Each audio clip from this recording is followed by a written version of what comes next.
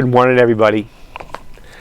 World War II was pretty traumatic for the United States, and when it was finished in 1945, there was a sense that things needed to be reorganized and restructured. And it was on this date in 1947, July 26, that the National Security Act was enacted.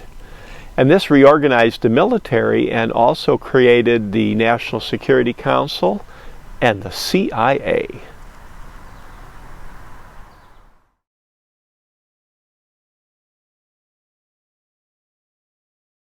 In February of 1945, Franklin Roosevelt traveled all the way to the Crimea on the Black Sea to meet with Churchill and Stalin to talk about what would happen after World War II ended.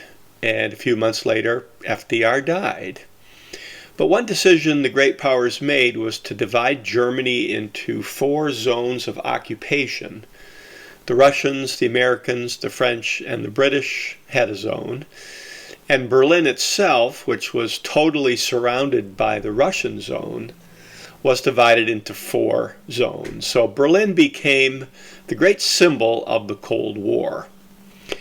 Now, after Germany surrendered, we were still at war with Japan, and here's the site of the Trinity test, where the first nuclear bomb was exploded.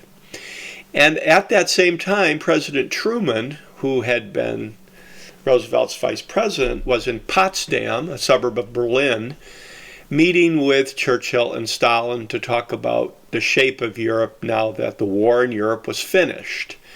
And in August, the war ended with Japan after the atomic bombs were exploded. So meanwhile, in Korea, where Japan had been but was now gone, the Americans and the Russians kind of informally set the 38th parallel as a dividing line, not knowing, of course, that Korean War would start in 1950. Now here's the UN getting established in October. The League of Nations had been set up after World War I and had not stopped World War II, so people hoped the UN would be better.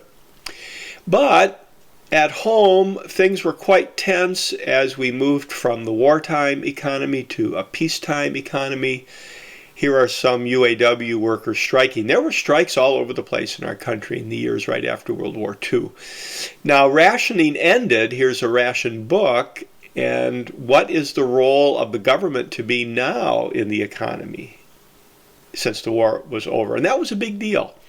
The metaphor for the time period was the Iron Curtain. And here's a map of the Iron Curtain. The phrase comes from a speech Winston Churchill gave in 1946 in Fulton, Missouri. Harry Truman was from Missouri. Meanwhile, atomic testing is continuing. Here's where Bikini Atoll is, where the atomic tests were in the years after the war, and the big question was, should we move to hydrogen bombs from atomic bombs? Hydrogen bombs were a lot more deadly.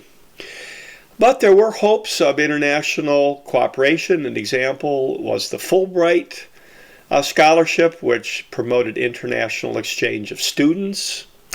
And General Marshall, pictured here, became the Secretary of State after the war, and the Marshall Plan associated with him sought to rebuild war-torn Europe. So that was a hopeful thing, too, that Europe would be able to get back to normal. But here is executive order signed by President Truman, executive order number 9835, which called for loyalty oaths. Americans were really nervous about traitors, especially because spies had given atomic secrets to the Russians. And President Truman decided to send military aid to help the Greeks and the Turks resist communism, and this is known as the Truman Doctrine, and in a way is the template for what will happen in Korea and also in Vietnam later. But here's our event. 1947, July 26, the National Security Act was passed, and this set up the CIA and the National Security Council, reorganized the military, kind of a sign that the world was still pretty dangerous right after World War II. And nobody knew, of course, the future, what would happen in the 50s and the 60s. So even though the war was over, a lot of uncertainty than the road ahead.